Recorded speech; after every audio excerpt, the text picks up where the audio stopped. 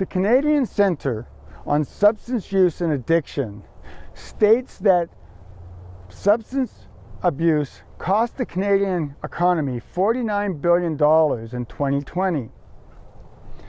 So I applaud the Canadian government for writing the Cannabis Act, as it is designed to lower that expense by protecting us and our children from a misuse substance. It's a very strong public health program. Public health programs like wearing your bicycle helmet, or wearing your seatbelt, or driving sober, or safe consumption sites. These are all public health programs designed to lessen harms. Everything is measured by dollars. So the goal is to decrease the expense of caring for each other in the future by ensuring less harm comes to us today. Those are the principles of harm reduction. So the Cannabis Act is a harm reduction document that focuses specifically on cannabis.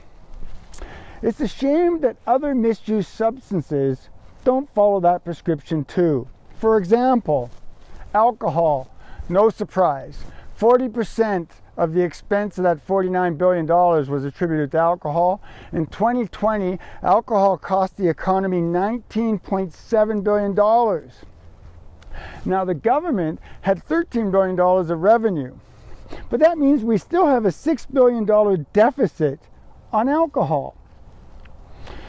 Deloitte reports that since legalization of recreational cannabis, the Canadian government averages about $5 billion of revenue a year.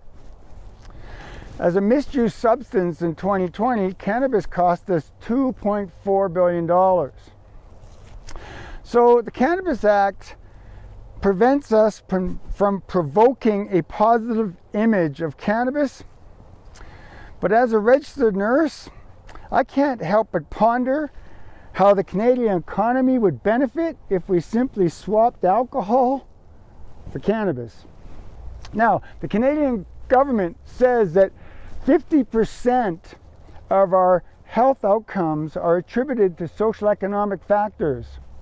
For example, we know that low-income earners find it difficult to afford whole foods.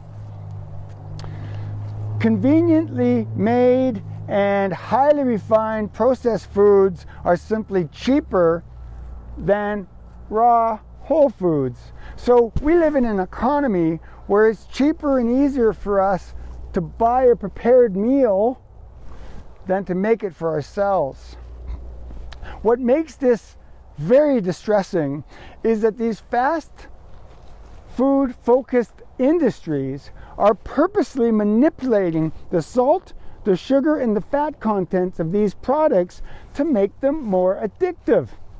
Now, the British Medical Journal reports that 14% of adults are addicted to processed foods. 12% of our children are addicted to processed foods. Now, I know I'm focusing on foods, but I can't help but equate them as being misuse substances because of the damage they're doing on population health. We know that processed foods is directly linked to obesity, and we know that obesity is directly linked to diabetes. So the Canadian Institute of Health Information reports that 28% of Canadians are considered obese. 1 in 10 Canadian children is considered obese. And we know that a 2019 study says that disabilities attributed to obesity cost the Canadian economy $11 billion.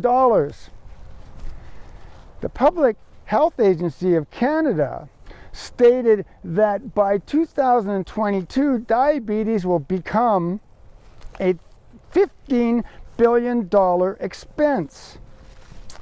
Now, the Cannabis Act says we can't promote products that are appealing to children, nor can we make false, misleading, or deceptive testimonials or comments about a person, a celebrity, a character, or an animal enjoying life through cannabis.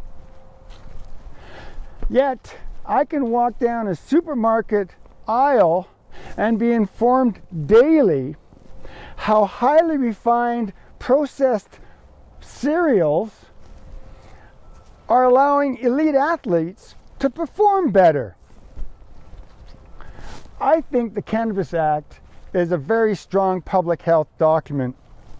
I'd like to challenge the government to start applying some of the verbiage found in the Cannabis Act to other misuse substances that we know are costing the Canadian economy so much more than cannabis.